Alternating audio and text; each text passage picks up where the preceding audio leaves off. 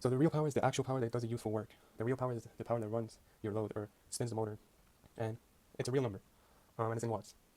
The reactive power, however, isn't actually used. The reactive power just goes back and forth between the source and the load. It never gets used. So the higher the real power, the better efficiency. And the reactive power is usually an imaginary number. And as we saw before, the reactive power was in units of war. And then we have the apparent power. Apparent power is the total power supplied. It's the real power plus the reactive power. So it's gonna look like a real number plus an imaginary number. And then we have the power factor. The power factor is the ratio of real power over apparent power. It tells us how much power is actually converted to real power. So you can imagine that the higher the power factor, the higher the efficiency, the better it is, because the more real power is supplied to your load. For example, power of 0.8, that means that 80% of your total power is converted to real power.